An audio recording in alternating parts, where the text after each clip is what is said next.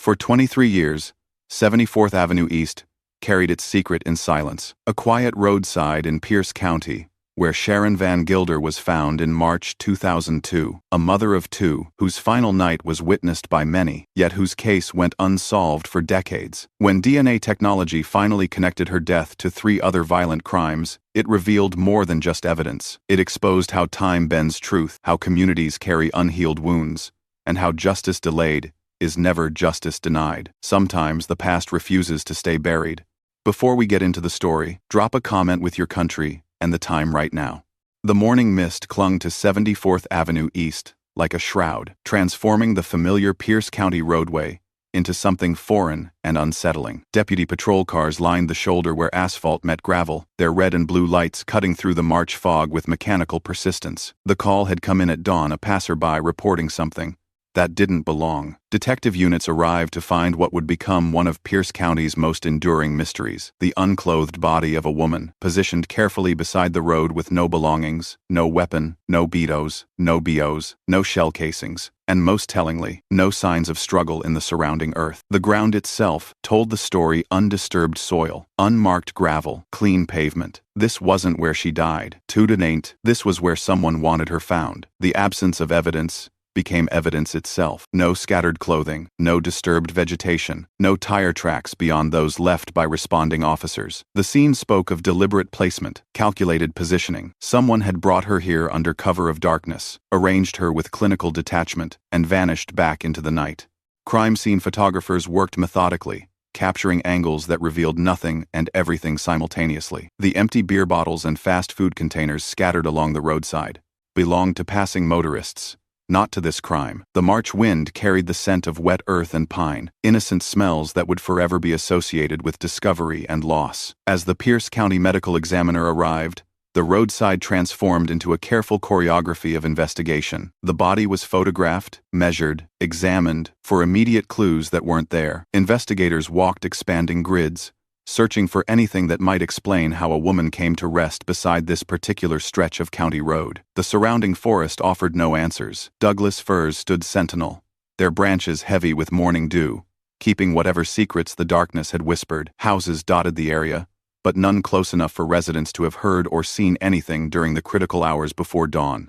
By mid-morning, the scene began to feel permanent yellow tape fluttering in the breeze, officers stationed at entry points, the methodical documentation of what wasn't there. The roadside had become a crime scene, but the crime itself remained invisible, committed somewhere else by someone who understood the value of distance and disposal. When the medical examiner's van finally pulled away, carrying its silent passenger toward answers that fingerprints might provide, 74th Avenue East settled back into quiet normalcy. But something had changed. The road would never feel the same to those who lived nearby, who would now glance toward that particular shoulder and wonder what other secrets might be hidden in plain sight. The Pierce County Medical Examiner's office buzzed with the controlled efficiency that marked the beginning of every homicide investigation. In the sterile environment of stainless steel and fluorescent lighting, the morning's discovery began its transformation from anonymous tragedy to identified loss. The fingerprint analysis took less than an hour. Modern technology connected unique ridge patterns to a name,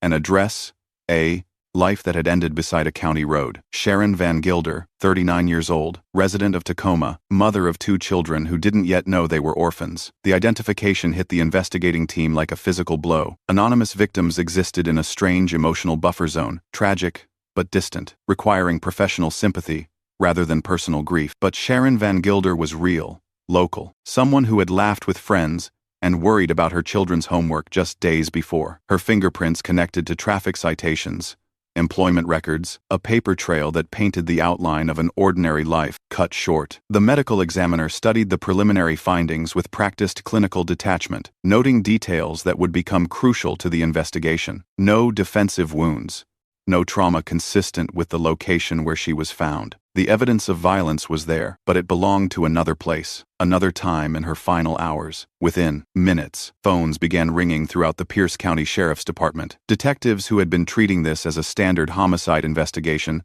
now faced something more complex, a dump site investigation that would require retracing the victim's last known movements, identifying her associates, and determining where the actual crime had occurred. Sharon's purse was never recovered. Her clothing was never found. Whatever had happened to her remained hidden in the 4-hour window between when she was last seen alive and when her body was discovered beside the road. The medical examiner's identification had given her back her name, but it had also revealed the enormity of the investigation ahead. The official cause of death would require toxicology results and further examination, but the manner of death was clear homicide by persons unknown. Someone had taken Sharon Van Gilder's life, transported her body to Pierce County, and arranged her discovery in a way that maximized distance from the actual crime. As the medical examiner completed the preliminary documentation, detectives prepared for the most difficult part of their job, telling a family that their daughter, their sister, their mother, would never come home. The clinical identification process was complete, but the human investigation was just beginning. The house in Enumclaw felt smaller when grief entered it. Sharon Van Gilder's family gathered in a living room that still held traces of her presence. A coffee cup in the sink, a jacket draped over a chair, the normalcy of a life interrupted mid-sentence. When detectives knocked on the door that afternoon, they brought finality to fears that had been growing since Sharon failed to return home. Her mother collapsed into a chair when the news was delivered with professional gentleness. Sharon's sister gripped the arm of the sofa, her knuckles white against fabric that suddenly seemed too bright, too ordinary for the magnitude of what they were hearing. This was the moment when missing became murdered, when worry transformed into grieving, when a family's life divided permanently into before and after. The detectives learned about Sharon through tears and shared memories. She was devoted to her 2 children, always putting their needs before her own. She worked steady jobs and maintained close relationships with her family. She wasn't involved in drugs or dangerous relationships. She lived a quiet life, focused on responsibility and love. Her children, still unaware of the full scope of their loss, would need to be told with care and professional support. The family's shock was complete. Sharon had no enemies, no threatening ex-partners, no reason to fear for her safety. She was ordinary in the most profound way, making her death feel arbitrary and senseless. Neighbors began arriving as word spread through the tight-knit Enumclaw community. They brought casseroles and offers of help, the instinctive responses to tragedy that couldn't heal the wound but could ease the practical burdens. Sharon had been loved by many friends from work, parents from her children's school, people who knew her as generous and kind. The detectives took careful notes about Sharon's routines, her relationships, her recent activities. They learned about her last known plans, the people she trusted, the places she frequented. Every detail would become important as they worked backward from her death toward understanding how it had occurred. As evening approached, and the family struggled to absorb their new reality, detectives faced the challenge of reconstructing Sharon's final 24 hours. Someone had seen her last. Someone knew where she had been. Someone might have witnessed the encounter that led to her death. The house in Enumclaw would never feel complete again. But the investigation was just beginning, and Sharon's family needed answers almost as much as they needed to grieve. The tavern in Tacoma held the ghosts of Sharon Van Gilder's final hours. Under fluorescent lighting that made everyone look tired, detectives interviewed bartenders, servers, and patrons who had been present during Sharon's last night alive. The establishment buzzed with nervous energy people, understanding that their ordinary Friday evening had become the setting for someone's final hours. Multiple witnesses remembered Sharon clearly. She had been relaxed, smiling, engaged in casual conversation with other patrons. Nothing about her demeanor suggested fear or distress. She had seemed to be enjoying a typical night out, unwinding after a long week, socializing with the easy comfort of someone familiar with the establishment. But as the evening progressed, witnesses noticed Sharon talking with a man. Their conversations appeared friendly, unremarkable by tavern standards. The man seemed charming, engaging, the kind of casual acquaintance that formed naturally in social settings. Nobody sensed danger or concern. The crucial detail emerged from multiple independent sources. Every witness who noticed Sharon's companion identified the same individual. Physical descriptions aligned with remarkable consistency. Height, build, approximate age, distinctive features. The witnesses had unconsciously created a composite description that pointed toward one person. More importantly, several patrons specifically remembered seeing Sharon leave the tavern with this man. They had walked out together, appearing comfortable with each other's company. Nobody remembered any signs of coercion or distress. To all appearances, Sharon had voluntarily departed with someone she trusted enough to accompany. The timeline became critical. Sharon had arrived at the tavern around 9 in the evening. She had socialized normally for several hours. Her departure with the unidentified man occurred sometime after midnight, during the 4-hour window, when she disappeared from view until her body was discovered beside the road. Detectives worked to identify the man through witness descriptions and tavern security footage, but the video quality was poor and the angles limited. They had a general description and the certainty that this individual was likely the last person to see Sharon alive. The investigation now hinged on finding him and determining what had happened after they left the tavern together. The tavern manager cooperated fully, providing customer information and employee schedules. Regular patrons were interviewed systematically. Everyone wanted to help find answers for a woman who had simply been in the wrong place, with the wrong person, on the wrong night. The Pierce County Sheriff's Department operated with the controlled urgency that marked a fresh homicide investigation. Detectives had a clear description of their primary suspect, witness testimony placing him with the victim hours before her death, and a timeline that made him the last known person to see Sharon Van Gilder alive. But when investigators attempted to locate the man identified by multiple witnesses, they discovered their first major obstacle. The individual had seemingly vanished from his known addresses and usual haunts. Friends and associates claimed ignorance of his whereabouts. Employers reported he had simply stopped showing up for work. The breakthrough came through immigration records and border crossing data. The man had fled to Mexico within days of Sharon's death, crossing the border with documentation that made his departure legal, but suspicious in timing. His flight occurred before detectives could formally interview him, before they could obtain the DNA sample that might conclusively link him to the crime. The suspect's name was Miguel Urbano-Vazquez, and his sudden departure created an investigative nightmare. Mexican authorities would require extensive paperwork, probable cause determinations, and extradition proceedings that could take years if they succeeded at all. Meanwhile, crucial evidence might degrade, and witness memories might fade. Detectives pursued every available lead within the United States. They interviewed Urbano-Vazquez's associates, examined his employment history, and searched for any evidence that might strengthen their case.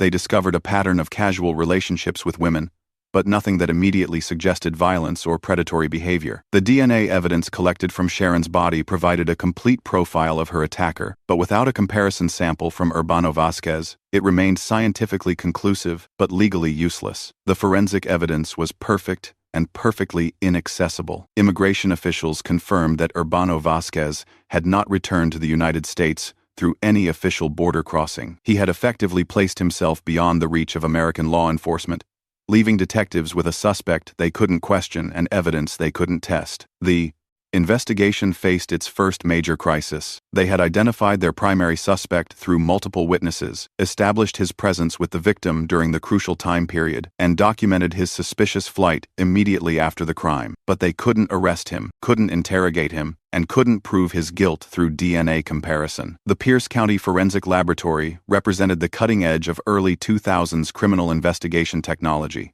DNA analysis had revolutionized law enforcement, providing scientific certainty in cases that once relied solely on witness testimony and circumstantial evidence. But for Sharon Van Gilder's investigation, the laboratory's capabilities created a painful irony. Forensic analysts had successfully extracted a complete DNA profile from evidence collected during Sharon's autopsy. The biological material provided a clear genetic fingerprint of her attacker, unique, identifying information that could definitively prove guilt when compared to a suspect's sample. The science was unambiguous, and the evidence was pristine. But DNA evidence required comparison to be meaningful. The profile sitting in the forensic database was scientifically perfect but legally sterile, without a matching sample from Miguel Urbano-Vazquez. Detectives faced the frustrating reality of holding conclusive proof that they couldn't use to seek prosecution. Laboratory technicians carefully preserved the evidence, understanding that future technological advances might provide additional analysis opportunities. But the fundamental problem remained unchanged. They needed Urbano-Vazquez's DNA to make the comparison that would transform scientific certainty into prosecutable evidence. The forensic team also analyzed trace evidence from Sharon's clothing and personal effects, searching for fibers, hairs, or other materials that might provide additional investigative leads. They found nothing that advanced the case beyond what they already knew from witness testimony and the primary DNA evidence. The laboratory's capabilities highlighted both the promise and limitations of forensic science. In 2002, technology could provide absolute certainty about biological evidence, but it couldn't cross international borders or compel suspects to submit to testing. The DNA profile was a locked door for which they had no key. As months passed, the forensic evidence remained unchanged, perfect, preserved, and unusable. The laboratory had done everything possible with the available materials.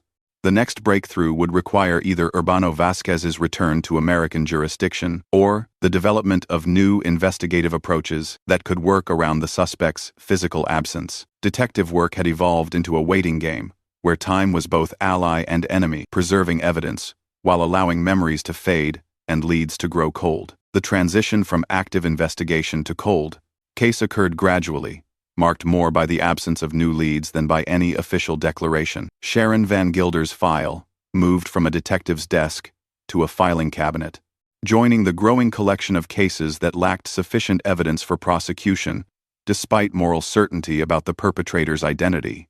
The Pierce County Sheriff's Department had exhausted every available investigative avenue. Urbano-Vazquez remained in Mexico, beyond extradition reach, without stronger evidence. The DNA profile sat unused in the forensic database. Witnesses had been interviewed multiple times, without revealing new information. The case had reached an impasse that only time, luck, or technological advancement might overcome. Detectives noted several unsolved rapes reported in Tacoma around the time of Sharon's death, but 2002 forensic technology couldn't definitively establish connections between cases without direct DNA comparisons. The crimes shared similar characteristics, method, timing, geographic location, but insufficient evidence existed to prove linkage or establish pattern behavior. Sharon's family endured the particular torture of knowing who had likely killed their daughter while watching the legal system prove powerless to act. The suspect's name was known, his flight was documented, but justice remained elusive. They faced the painful reality that answers might never come. Community interest in the case faded as media attention moved to newer tragedies. Sharon's death became another cautionary tale about the dangers women faced, another unsolved case that reinforced public fears about random violence and unpunished criminals. The Pierce County Sheriff's Department maintained Sharon's file in active cold case status, ensuring that any new evidence or investigative opportunities would receive immediate attention. But with no new leads emerging, and no change in Urbano-Vazquez's status, the case settled into dormancy. Years passed with painful sameness. Anniversary articles appeared in local newspapers, reminding readers about the young mother whose death remained unsolved. Her family organized memorial events that drew smaller crowds each year. The case became part of Pierce County's collection of unsolved tragedies, honored but not resolved. Justice waited in suspension, dependent on circumstances beyond anyone's immediate control. A decade had transformed both technology and approach when the Pierce County Sheriff's Department established its cold case unit in 2012. The initiative represented a formal commitment to revisiting unsolved cases with fresh perspectives, updated forensic capabilities, and dedicated investigative resources that active cases couldn't spare. Detective Sergeant Tim Coble approached his assignment with methodical thoroughness. Cold cases required different skills than active investigations. The ability to read between the lines of old reports, to spot connections that earlier investigators might have missed, and to apply modern forensic techniques to evidence collected years earlier. Sharon Van Gilder's file caught Coble's attention immediately. The case contained all the elements of a solvable homicide: clear witness identification, solid timeline, physical evidence, and a named suspect.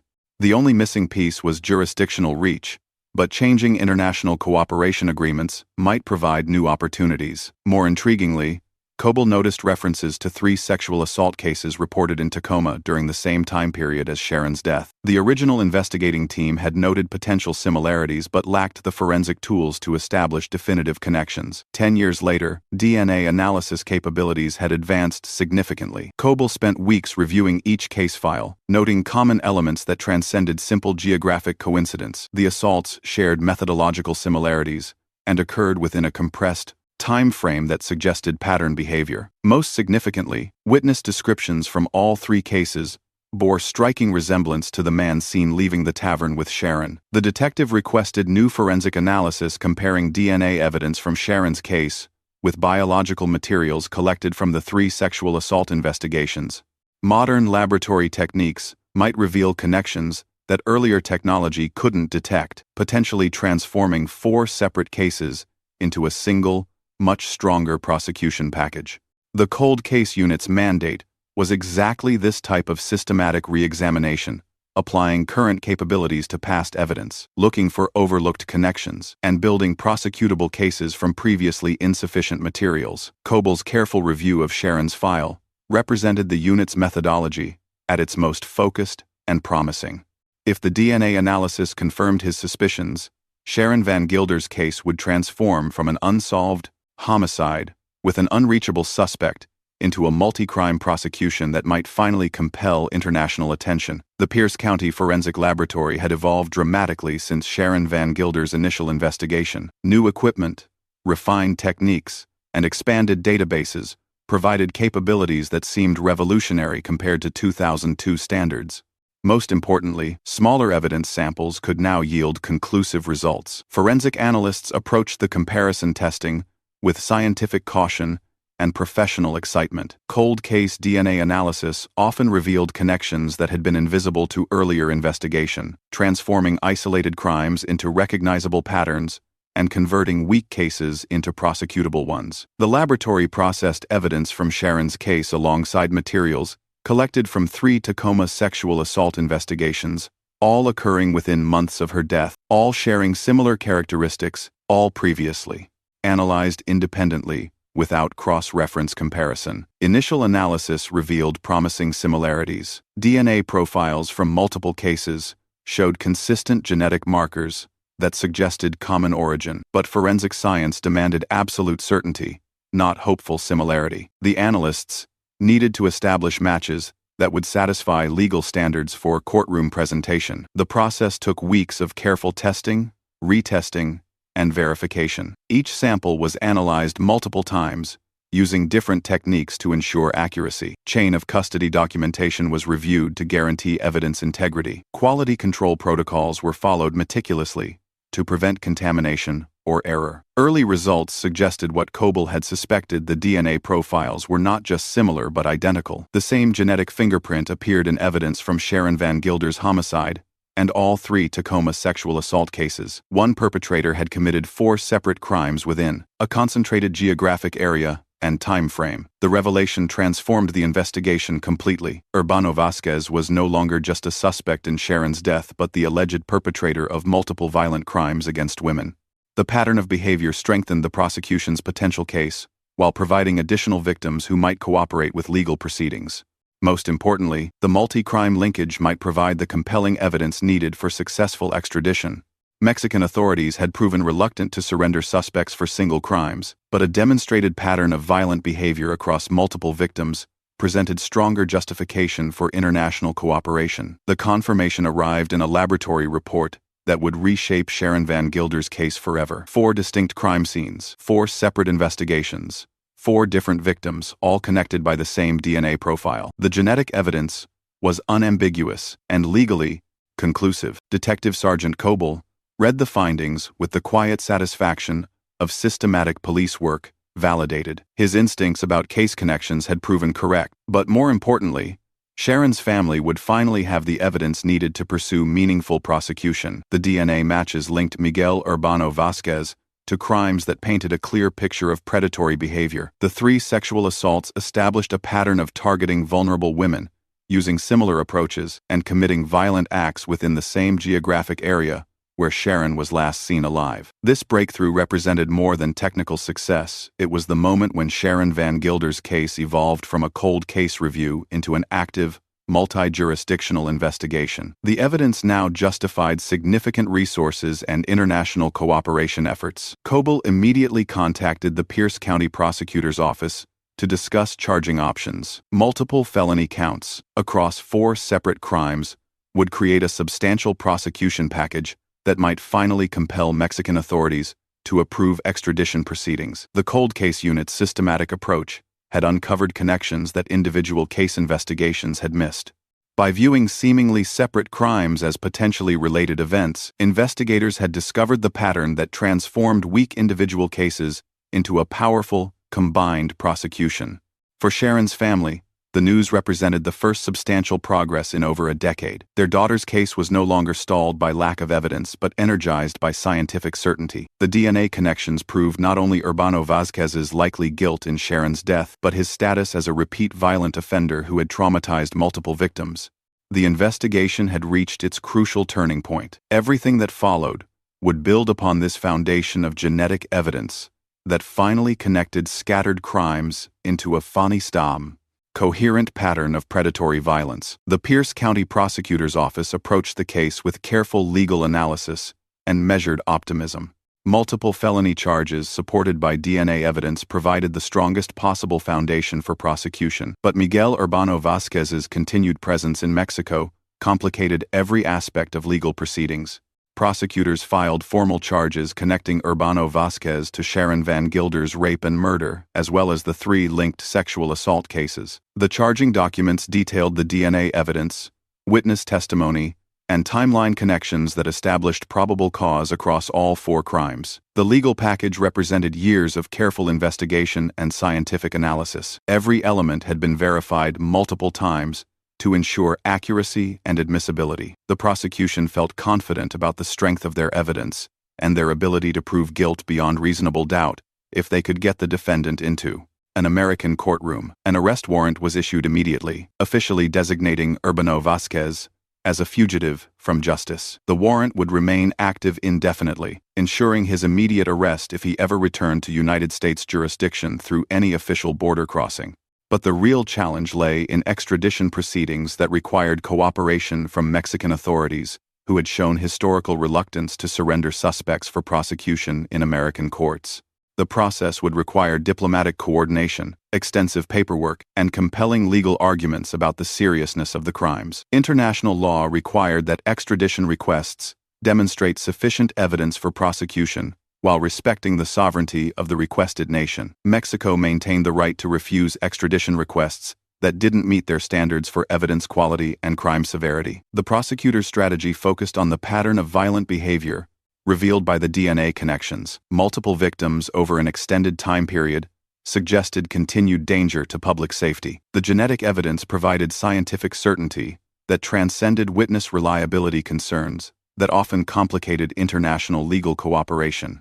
Sharon Van Gilder's case had finally reached the level of prosecutorial strength needed for extradition efforts, but success would depend on diplomatic factors beyond local legal control. The call from the FBI changed everything. In 2019, 7 years after the cold case unit's DNA breakthrough and 4 years after formal charges were filed, federal agents informed Detective Sergeant Lionel Anderson that they had located Miguel Urbano-Vazquez in Mexico. The news struck the Pierce County investigation team with the force of resurrection. After 17 years of knowing who had likely killed Sharon Van Gilder, while being powerless to act, they finally had the opportunity to pursue actual justice. The suspect, who had evaded American law enforcement for nearly 2 decades, was within reach, but location and apprehension were different challenges entirely. Urbano-Vazquez remained in Mexican territory, protected by sovereignty laws that required extensive legal procedures before any arrest or extradition could occur. The FBI's discovery represented the beginning of a new phase of investigation, not its conclusion. Detective Sergeant Anderson immediately began coordinating with federal authorities and international legal specialists. Extradition proceedings required perfect documentation, compelling legal arguments, and patient navigation of diplomatic protocols that could take months or years to complete. The breakthrough energized Sharon's family after years of dormant hope. They had learned to live with uncertainty, but the FBI's confirmation that their daughter's suspected killer was finally within investigative reach rekindled possibilities they had forced themselves to abandon. Cold case investigations throughout Pierce County gained renewed attention as the Sheriff's Department's methodical approach produced its most significant success.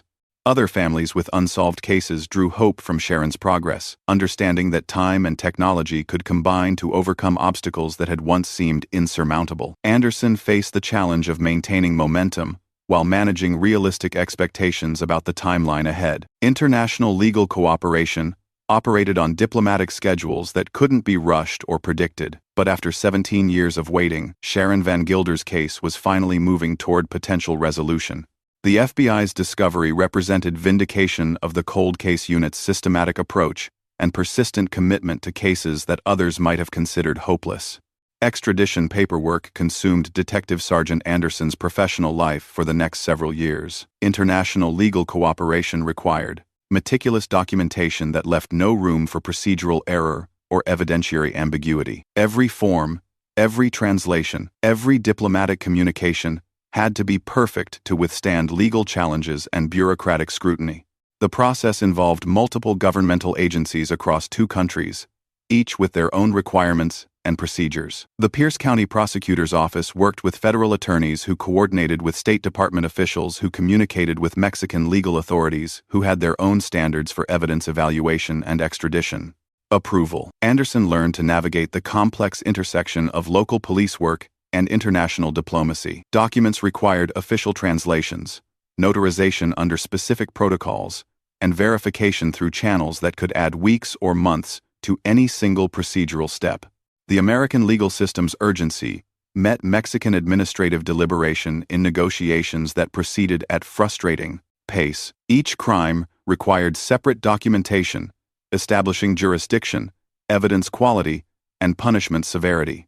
The DNA connections that had seemed so conclusive in Pierce County laboratories needed to be explained and verified for Mexican officials who might lack familiarity with American forensic standards. The 3 sexual assault cases provided crucial supporting evidence for the extradition request, but they also tripled the paperwork requirements. Each case needed complete documentation, victim cooperation agreements, and legal analysis that satisfied both American prosecution standards and Mexican extradition criteria.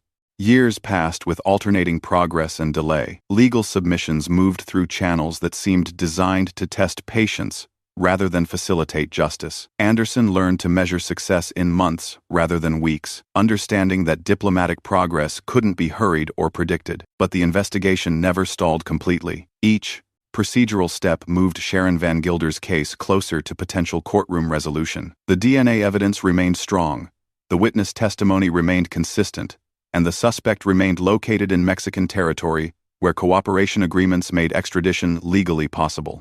March 14, 2023, marked a day that Sharon Van Gilder's family had waited over 21 years to see. Mexican federal police, working in coordination with FBI agents, arrested Miguel Urbano-Vazquez on charges related to Sharon's rape and murder, as well as the 3 connected sexual assault cases in Tacoma. The arrest unfolded with precise timing and overwhelming force. Urbano-Vazquez was taken into custody without incident, ending his decades-long flight from American justice. The man who had vanished across the border in 2002 was finally in custody, facing the legal consequences of crimes he had allegedly committed over 2 decades earlier. Pierce County residents learned of the third arrest through media coverage that shocked a community that had largely forgotten about Sharon's case. After years of dormancy, her story returned to public attention with dramatic force. The arrest validated the cold case unit's persistent efforts while reminding everyone that some cases refuse to stay buried. For Sharon's family, the news brought complex emotions that mixed relief with renewed grief. They had learned to live with uncertainty, but the arrest forced them to confront the reality of upcoming legal proceedings that would require them to relive their worst memories in public courtrooms. The arrest also affected the 3 sexual assault victims whose cases had been connected through DNA analysis. Their decades-old trauma returned to legal prominence as prosecutors prepared to present their experiences as part of a comprehensive case against Urbano-Vazquez. Law enforcement officials carefully managed public communications about the arrest, emphasizing the strength of the evidence while avoiding details that might compromise upcoming legal proceedings. The DNA connections provided scientific certainty, but successful prosecution would still require careful presentation of complex evidence. International cooperation had finally produced results, but the legal process was just beginning. Extradition proceedings would still require months of diplomatic coordination before Urbano-Vazquez could be transported to Pierce County for arraignment and trial. The 2 years following Urbano-Vazquez's arrest tested everyone's patience as legal systems on both sides of the border processed extradition requirements with methodical thoroughness. Every procedural step that had taken months to complete during the request phase now required verification and approval from multiple governmental levels. Mexican courts reviewed the evidence package to ensure compliance with their legal standards for extradition approval. American federal attorneys coordinated with state prosecutors to maintain consistent legal arguments across jurisdictional boundaries. The Pierce County Sheriff's Department prepared for eventual custody transfer while maintaining active investigation status. During this period, Detective Sergeant Anderson continued working with victims and witnesses to ensure their cooperation and preparation for eventual trial proceedings. 20 years had passed since the crimes occurred, creating challenges for testimony and evidence presentation that required careful legal planning. The 3 sexual assault victims faced difficult decisions about their willingness to participate in prosecution after decades of building lives beyond their traumatic experiences. Each woman had survived and moved forward. Prosecution would require revisiting memories they had worked years to process and overcome. Sharon's family endured the anxiety of progress that might still result in disappointment. They had learned to protect themselves against hope, but the arrest made optimism difficult to suppress completely. Legal proceedings could still fail, for reasons beyond their understanding or control. Media attention fluctuated between intense coverage and complete neglect, as other stories competed for public attention. Sharon's case represented old news to editors focused on current events, but the unusual circumstances of arrest after 21 years attracted periodic feature coverage. The extradition process proceeded through channels that remained largely invisible to public view. Diplomatic cooperation operated according to protocols that prioritized thoroughness over speed, ensuring legal certainty while testing everyone's patience. Finally, in May 2025, Mexican authorities approved extradition and transferred custody of Miguel Urbano-Vazquez to American federal agents. The Pierce County Jail had processed thousands of inmates over the decades, but Miguel Urbano-Vazquez's arrival carried special significance for investigators who had pursued him across 23 years and 2 countries. The man who had fled to Mexico in 2002 was now 48 years old, grayed by time, but finally within reach of American justice. Booking procedures followed standard protocols, but everyone understood this was no ordinary arrest. Urbano-Vazquez had become a symbol of cases that seemed hopeless, of suspects who escaped justice through geographical luck, of victims whose families learned to live with uncertainty rather than closure. The extradition process had taken so long that some community members had forgotten Sharon Van Gilder's name, making the arrest feel both historic and anticlimactic. Justice delayed had become justice almost forgotten, requiring media coverage to remind people why this particular defendant mattered. For the Pierce County Sheriff's Department, Urbano-Vazquez's custody represented vindication of systematic police work and patient investigation. The cold case unit's methodical approach had transformed an impossible case into a prosecutable one, proving that time could be an ally rather than an enemy for persistent investigators. The DNA evidence that had languished unused for over 2 decades would finally receive courtroom presentation. Scientific certainty that had been legally meaningless without a defendant would soon become the foundation for prosecution arguments about guilt beyond reasonable doubt.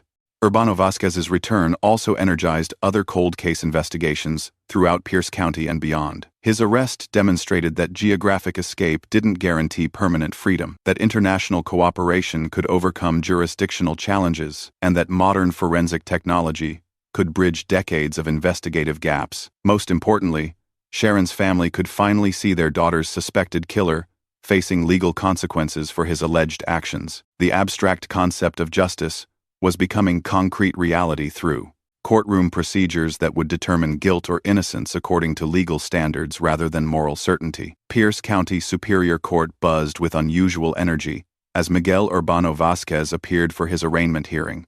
23 years after Sharon Van Gilder's death, her case was finally receiving formal legal attention in the courtroom, where justice would be determined rather than hoped for. The defendant appeared older, grayer, and more frail than witness descriptions from 2002, but his presence transformed abstract legal proceedings into human confrontation. The man who had allegedly taken Sharon's life was now forced to face the legal consequences of his actions in the same community where his crimes had occurred. Formal charges were read aloud with clinical precision: rape and murder in the first degree for Sharon Van Gilder's death, multiple counts of sexual assault in connection with the 3 Tacoma cases linked through DNA evidence. Each charge carried severe penalties that could result in lifetime imprisonment without possibility of parole.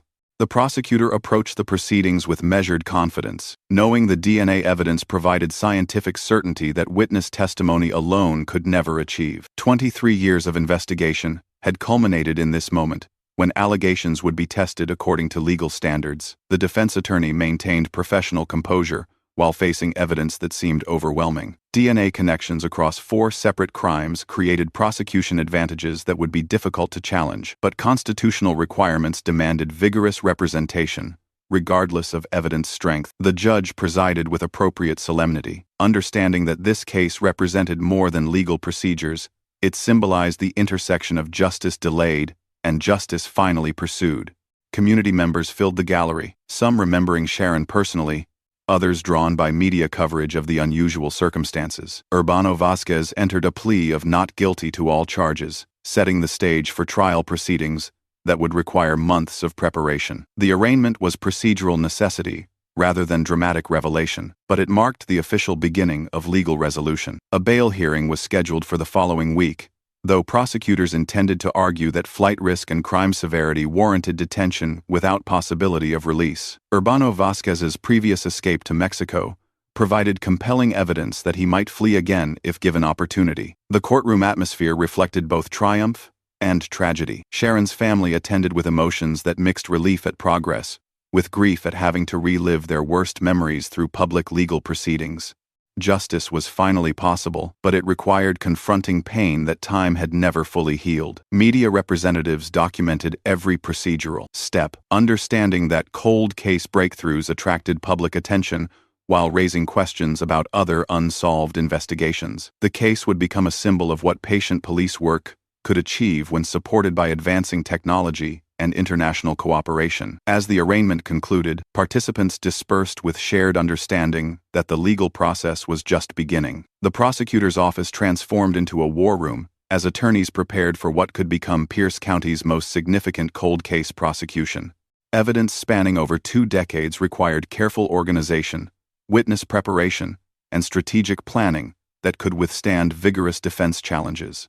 The DNA evidence formed the prosecution's foundation. Genetic connections that linked Miguel Urbano-Vazquez to Sharon Van Gilder's murder and 3 sexual assault cases with scientific certainty that seemed unshakable. But courtroom success required more than forensic evidence. It demanded compelling narrative presentation that helped jurors understand complex technical evidence. Chain of custody documentation received meticulous review to ensure evidence integrity couldn't be challenged on procedural grounds. Every person who had handled samples, every laboratory that had processed materials, every storage facility that had maintained evidence, all needed verification and documentation that satisfied legal standards. The 3 sexual assault victims faced difficult decisions about their willingness to testify. Each woman had built a life beyond her traumatic experience, and prosecution would require revisiting memories they had worked years to process. Their testimony wasn't legally required for conviction, but it could provide powerful context for understanding Urbano-Vazquez's pattern of behavior. Witness preparation presented unique challenges because 23 years had passed since the crimes occurred. People remembered general events, but struggled with specific details that might prove crucial during cross-examination. The prosecutor needed to balance witness credibility with the natural erosion of memory over time. The case also required expert testimony about DNA analysis, forensic procedures, and evidence collection that had evolved significantly since 2002. Jurors would need education about genetic evidence that hadn't existed when many of them were forming their understanding of criminal investigation. Most importantly, the prosecutor needed to humanize Sharon Van Gilder for jurors who had never known her. The case couldn't become purely technical. It needed to honor her memory while seeking justice for her death through legal procedures that prioritized evidence over emotion. The defense attorney faced the challenge of representing a client against DNA evidence that appeared scientifically conclusive, while maintaining constitutional requirements for vigorous advocacy. Professional obligations demanded thorough challenge of every prosecution claim, regardless of evidence, strength, or personal opinion about guilt or innocence. Defense strategy focused on procedural challenges rather than evidence denial. Chain of custody issues, laboratory protocols, and evidence handling procedures from 2002 might provide grounds for suppression or credibility challenges. Forensic science had evolved dramatically over 23 years, potentially creating vulnerabilities in earlier collection and analysis methods. The defense attorney also planned to challenge witness memory after such an extended time period. Human recollection proved notoriously unreliable even under optimal circumstances. Decades of time could transform confident testimony into questionable recall that might create reasonable doubt about specific details. Urbano-Vazquez's flight to Mexico presented both challenge and opportunity for defense arguments. While prosecutors would characterize his departure as consciousness of guilt, defense counsel might argue it reflected immigration concerns, family obligations, or other motivations unrelated to criminal activity. The multiple crime linkage that strengthened prosecution arguments could potentially create prejudice issues that defense counsel would need to address through motions and jury instructions. Evidence from sexual assault cases might unfairly influence juror perceptions about Sharon's murder, even if not legally relevant to guilt or innocence. Constitutional requirements demanded thorough investigation of alternative explanations, alibi possibilities, and potential procedural violations that might affect case outcome. The defense attorney's responsibility was zealous advocacy within legal bounds, regardless of evidence, strength, or community sentiment. Most challenging was the DNA evidence that provided genetic certainty linking Urbano-Vazquez to multiple crime scenes. Defense strategy would need to challenge interpretation, analysis, or procedure. Rather than the fundamental science of genetic identification, the case represented professional challenge and constitutional obligation in equal measure. Pierce County residents processed the news of Miguel Urbano-Vazquez's arrest and arraignment with complex emotions that reflected both relief at progress and frustration at decades of delay. Sharon Van Gilder's case had become part of local folklore, the young mother whose death remained unsolved while her suspected killer lived freely in Mexico. For many community members, the arrest validated their faith in law enforcement persistence, while raising questions about other cold cases that might benefit from similar attention. The Sheriff's Department's cold case unit had proven that time, technology, and determination could overcome obstacles that once seemed insurmountable. Sharon's neighbors in Enumclaw organized memorial events that honored her memory while celebrating the progress toward justice. Her case had affected the entire community, creating awareness about violence against women, while demonstrating that victims are never forgotten, even when cases grow cold. The 3 sexual assault victims, connected through DNA analysis, faced renewed public attention that mixed sympathy with invasion of privacy. Their courage in surviving trauma was now complicated by potential requirements to relive experiences they had spent decades processing and overcoming. Local media coverage attracted national attention to Pierce County's cold case success, generating feature stories about modern forensic techniques and international cooperation that could resurrect seemingly hopeless investigations. Sharon's story became a symbol of justice, delayed but not denied. Community response also reflected changing attitudes toward violence against women and the importance of believing victims even when prosecutions face procedural challenges. Sharon's case occurred during a period when sexual assault investigations often received less attention and resources than they deserved. The arrest reminded everyone that unsolved cases continue affecting families, communities, and law enforcement long after media attention fades. Justice requires patience, persistence, and commitment that transcends individual careers and political administrations. Sharon Van Gilder's memory was finally receiving the legal attention her death had always deserved. The Pierce County Sheriff's Department's cold case unit received well-deserved recognition as Detective Sergeant Anderson and retired Detective Sergeant Tim Coble reflected on the investigation that had consumed years of their professional lives. Their systematic approach to Sharon Van Gilder's case had become a model for cold case investigation techniques.